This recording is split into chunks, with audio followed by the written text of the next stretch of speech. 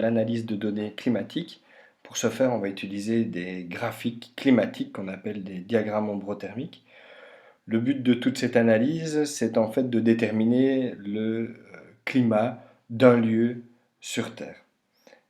Alors, comment ça fonctionne? Vous voyez, on a un graphique avec plusieurs données, plusieurs couleurs, en bleu des précipitations, en rouge des températures, et il est évolutif puisque on va retrouver ici en bas eh bien, les différents mois de l'année, d'accord? On a bien les 12 mois ici en abscisse. Alors, en ordonnée à gauche, vous avez les températures qui sont en rouge. Elles sont représentées par des points qui sont reliés entre eux et qui vont former ici une courbe. Et puis, on a des précipitations à droite, ici en bleu. Elles sont représentées par les différents bâtonnets qu'on retrouve ici sur le graphique. On parle ici de millimètres. En fait, on calcule une hauteur d'eau. C'est-à-dire que quand il pleut 1 litre dans 1 mètre carré, eh bien la hauteur d'eau, c'est 1 millimètre. Donc quand on a ici 70 millimètres eh bien, au mois de novembre en Belgique, eh bien, ça veut dire qu'en réalité, on a 70 litres qui sont tombés par mètre carré en moyenne euh, au mois de novembre. Alors, comment ça fonctionne? Eh bien, on constate aussi qu'il y a des particularités, des règles à respecter. Les zéros, eh bien, doivent être l'un en face de l'autre pour les températures et les précipitations. Mais par contre, on constate que là où on a 10 degrés d'un côté, on a 20 millimètres de l'autre. On fait en fait température égale 2 fois les précipitations. C'est-à-dire que c'est une convention, donc c'est un peu particulier, mais ça nous permettra d'observer à certains endroits des mois secs. Donc là, on a des périodes un petit peu de sécheresse. On y reviendra un petit peu plus loin, je vous montrerai un exemple. Alors, vous allez pouvoir prendre dans les documents que je vous ai donnés, ceci dit, vous les avez aussi dans votre cours, pages 12 à 16, vous avez tout qui se trouve là également. Alors, on va encoder, si vous voulez, les différentes données et suivre la grille d'analyse. D'abord, on va encoder des données et puis on va pouvoir analyser et déterminer le climat. Alors, on va regarder les températures maximales plus noter le mois. Alors, eh bien, à Bruxelles, hein, enfin à Uccle, on va retrouver 17,5 degrés Celsius en moyenne.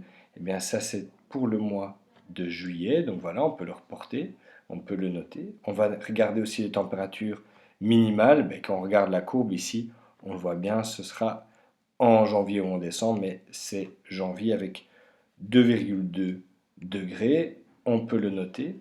Alors, on va regarder quelque chose d'assez important.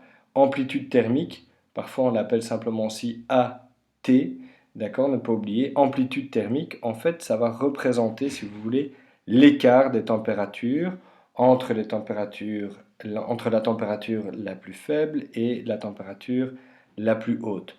En gros, c'est cet écart-ci. On le calcule assez simplement en faisant 17,5 degrés moins 2,2, ça nous donne bien 15,3 degrés d'amplitude thermique.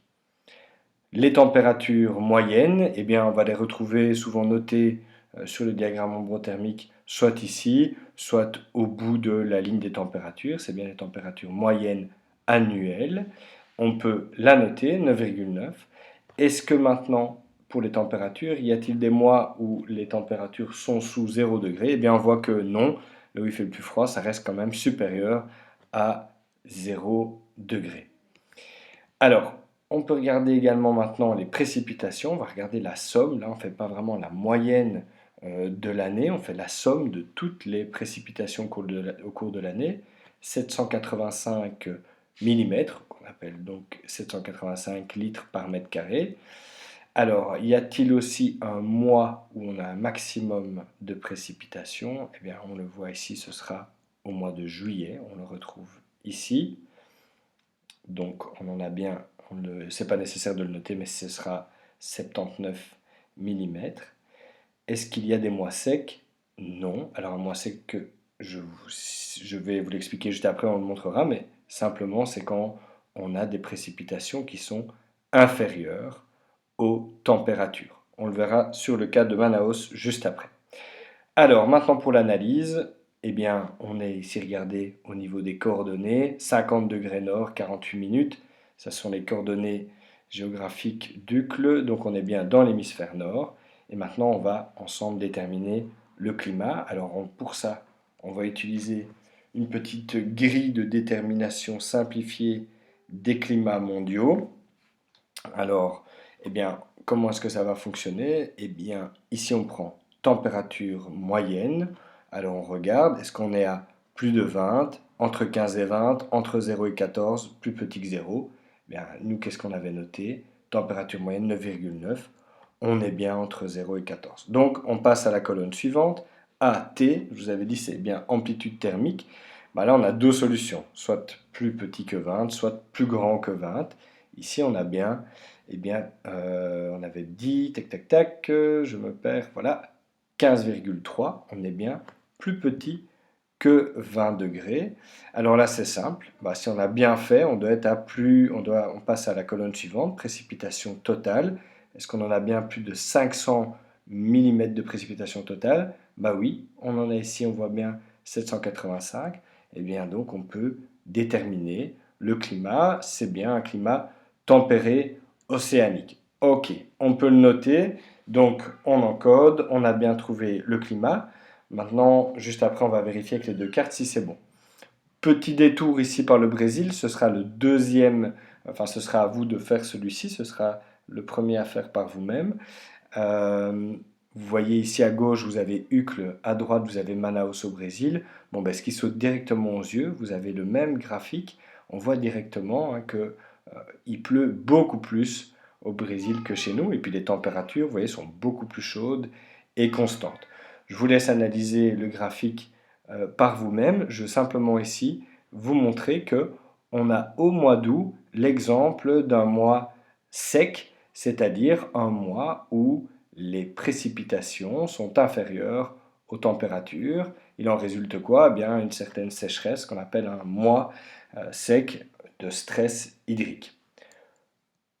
Voilà, alors pour la suite, deux cartes pour vous aider à faire le petit exercice que je vais vous demander juste après, notamment pour localiser correctement eh bien, les villes sur lesquelles vous travaillez et qui vous permettent aussi de vérifier si ce que vous avez trouvé est juste. Donc on va pouvoir localiser Bruxelles eh bien, ici. Alors je vous ai remis cette carte que vous connaissez avec les zones chaudes, les zones tempérées et enfin les zones froides. Et Bruxelles apparaît ici. Alors on est bien dans la zone tempérée. On est bien situé plus ou moins ici entre le tropique du Cancer et le cercle polaire arctique. Alors, ce qu'on peut encore revérifier, c'est une deuxième carte. Ici, c'est une carte des climats. Si Bruxelles est située ici, voilà, je n'ai pas été très précis, mais on est plus ou moins là-bas. On est bien, selon les couleurs, dans du tempéré océanique. Donc tout ça montre bien que notre grille de détermination du climat, en tout cas, on a bien fait l'exercice et qu'elle a bien fonctionné. Alors, maintenant, ce qu'on peut faire, c'est le petit exercice que je vous demande, c'est de prendre pour chaque ville, faire un premier point. Alors, le climat, bien, on est bien ici à Uccle dans un climat tempéré océanique. Deuxième point, le petit b, localisation. Je reprends un petit peu ce qu'on a dit juste avant. Uccle est localisé dans l'hémisphère nord, dans la zone tempérée, située entre le tropique du Cancer et le cercle polaire arctique, le long du 50e parallèle. Uccle est localisé en Belgique, proche de la mer du Nord, en Europe occidentale. Alors, enfin, troisième point, le petit c, les caractéristiques du climat tempéré océanique. Eh bien, qu'est-ce qu'on peut dire de manière générale, sans reprendre mois par mois et sans reprendre toutes les données?